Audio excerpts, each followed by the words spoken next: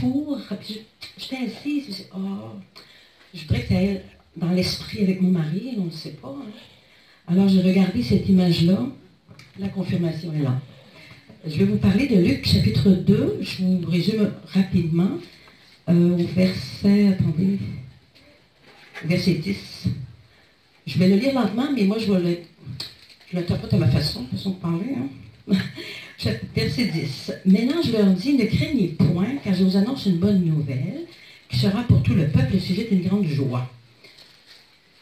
Donc la nouvelle, c'est une joie. Quand les anges ont annoncé, premièrement, c'est la joie. Les bergers n'ont aucune idée de ce qui se passe. Retenez bien ça, c'est une atmosphère, premièrement, que les anges leur annoncent. Il leur dit aujourd'hui, dans la ville de David, il nous a un sauveur, le Christ le Seigneur. Le signe, un enfant en mailloté couché dans la crèche. Deuxièmement, il annonce le sauveur. Premièrement, une atmosphère. Deuxièmement, le sauveur. Ensuite, une multitude d'anges qui se joignent, évidemment, qui dit gloire à Dieu dans les lieux très hauts, paix sur la terre, bienveillance envers les hommes. Troisième chose, paix et bienveillance. Alors nous, quand on vient à Jésus-Christ, on fait la prière, on est tous touchés, merci Seigneur. Les anges, s'il n'y avait pas eu de signe dans le ciel, ils ne seraient pas rendus à Bethléem. Donc le Sauveur, il est révélé par un ange qui annonce premièrement une atmosphère de joie.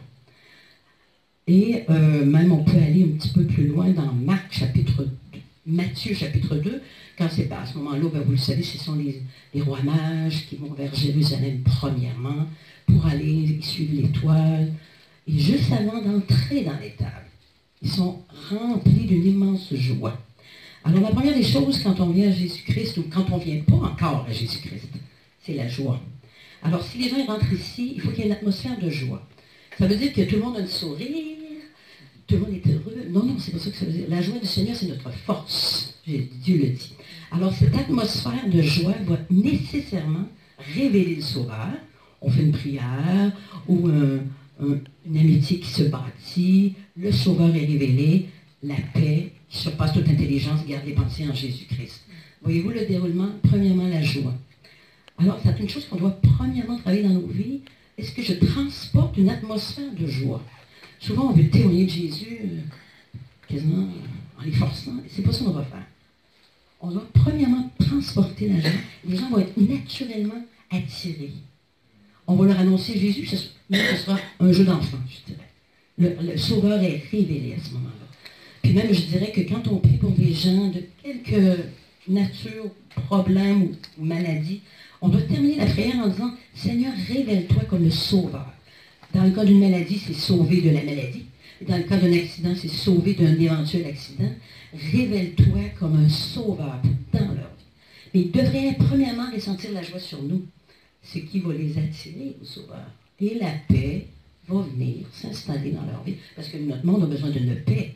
Vous savez, on est tourmenté, angoissé encore, et tourmenté encore, et inquiet. C'est pas quand on connaît le Sauveur. Quand on connaît le Sauveur révélé, c'est la paix. La terre peut s'écrouler, le monde peut s'écrouler, comme Jésus dit, mais ma paix va demeurer. Alors, c'est une expérience qu'on va premièrement expérimenter et les autres vont nécessairement, obligatoirement être attirés. Vous comprenez? Même, tout à l'heure, je pensais à ça, mais quel est le signe aujourd'hui? Est-ce qu'on va attendre encore un ange dans le ciel pour nous parler? Non, hein? J'aimerais. Ben, oui, j'aimerais bien, moi. Par contre, quels sont les signes qui accompagnent ceux qui ont cru dans Marc 16? Ils imposeront les mains aux malades, les malades seront guéris. Et ça n'est un signe, ça. La dame qui a été touchée aujourd'hui de l'âge qu'elle a, bien évidemment, le Sauveur va se révéler par une prière de Matthieu ou quelqu'un d'autre, mais il y a quelque chose qui s'est passé, le signe est là, donc le Sauveur est dans le travail. La révélation va venir et la dame sera sauvée. Peut-être pas demain ou plus tard, mais le signe qui accompagne ceux qui ont cru, nous, le signe, c'est les miracles. Ben, la dame, elle a été guérie. Et je remercie le Seigneur. Mais une atmosphère de joie, c'est important. Hein? Travaillez ça pour vos vies. La joie du Seigneur est ma force. On la chantait, vous la chantez, je pense, cette chanson-là. Je vais la connaître aussi, on la connaît. Je laisse la place à mon mari.